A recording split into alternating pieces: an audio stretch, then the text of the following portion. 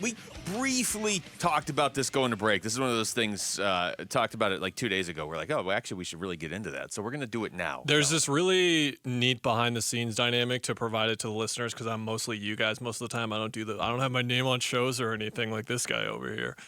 There's this thing that happens where we'll talk about something and break, and then there will be like a consensus, like, everyone shut up. We'll talk about that tomorrow. It's like, save the conversation. Burnsy's huge on it. He's like, I love that.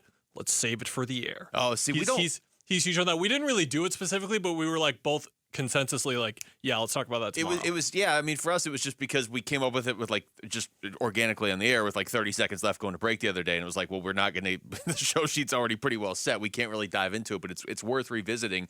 I want to make sure I phrase this right before we get into the comeback player of the year component to this.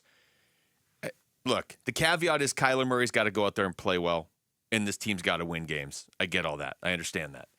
But if he does that, and you factor in the emotional leader he seems to really want to be for this team, and the really good teammate that all his teammates say he is now, and just optically it looks like that's what he is. And then if they start winning, Kellan, I'm sure there are other examples of this, but I can't remember one recently, at least not here in this city. If you go back just 2 years, the relationship between Kyler Murray and the Cardinals and Cardinals fans seemed destined to end in pretty ugly fashion. And there's a lot of different factors. I get that. But if you just go back to where you were 2 years ago when he was signing that deal and there was the homework clause and all that stuff, to where it is now where he's like beloved by his teammates, fans seem to be, I don't want to say they're all in, but season tickets are flew right off the shelf. There's a lot of legitimate excitement around this team. For a player to turn the perception of themselves around and just their general attitude around and stay with the same team, not get like a clean start somewhere else, that doesn't happen real often in sports.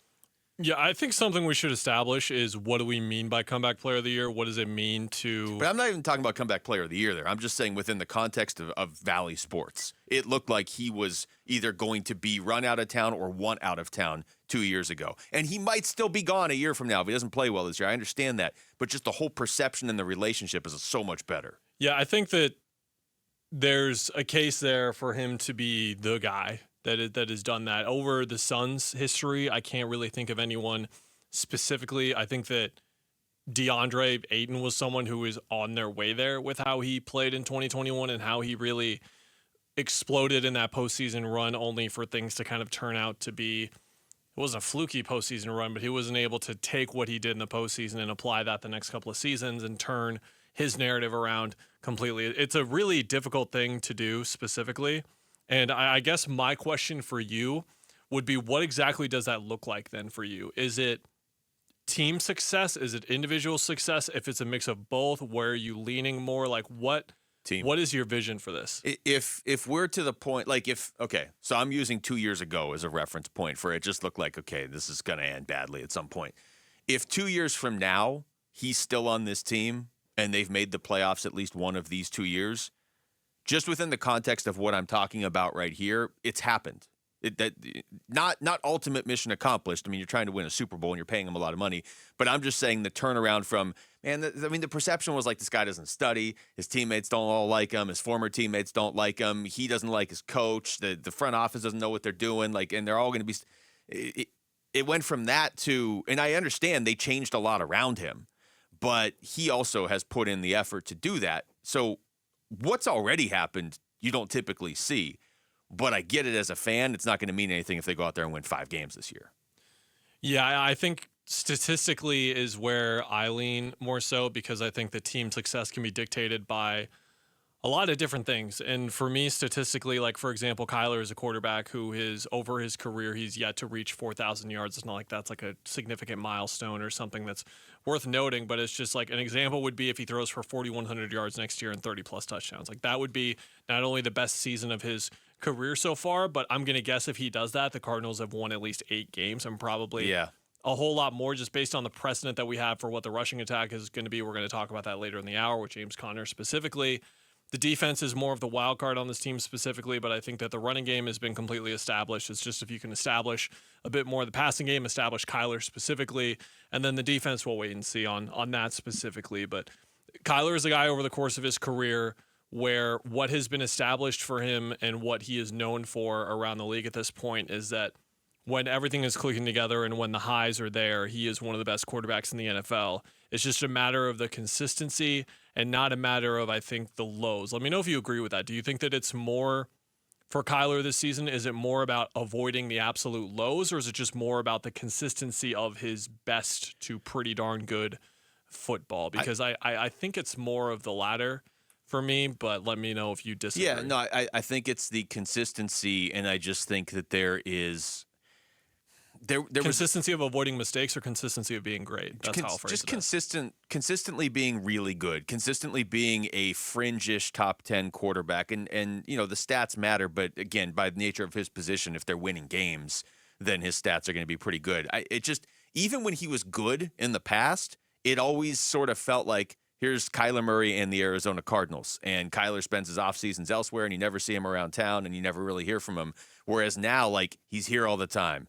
Everybody says he lives at the facility. He seems very invested in Phoenix and the Arizona Cardinals specifically. So I just think he'll be a lot easier for a fan base to get behind if he is succeeding. I think the other part of this argument, too, specifically, is that he has never been set up for success more in his career than right now. I think that there were the DeAndre Hopkins, J.J. Watt year where you kind of go like they kind of went all in to a certain extent, and the skill positions that they had, they might have been better at the time, sure, but from a foundational standpoint, from where he is at in his career, that standpoint, and then also just, again, where they're at with their team, I'm going to bring it up again, like they were one of the best running teams in football last year. They are going to be again this year because of the way that they fortified that position through the draft, specifically that part of their offense, I should say, rather.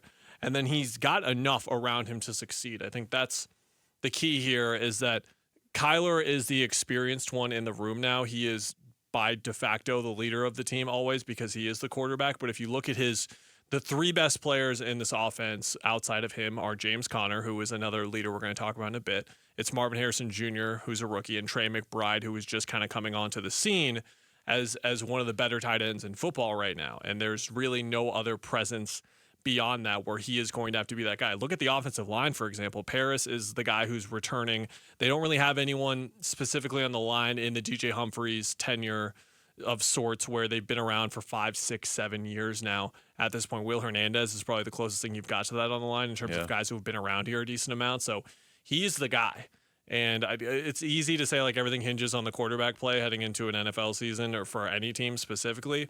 But with Kyler and the way this team is designed, like, again, like you said, if we're talking about him as someone who deserves to be in the conversation as a top 10 quarterback in the NFL, then this team is going to win, be above 500, and probably be in the playoffs. If they're winning, and they're winning this year, it would be perfect timing for him with just fans starting to buy in on him. Comeback player of the year odds, you found these earlier: Aaron Rodgers, Joe Burrow, Kirk Cousins at the top. Tough sledding. Within that context, it might be tough, but that doesn't mean what's going on here isn't still pretty unique. Thanks for watching Wolf and Luke. Tap to see more and click the button in the middle to subscribe to Arizona Sports.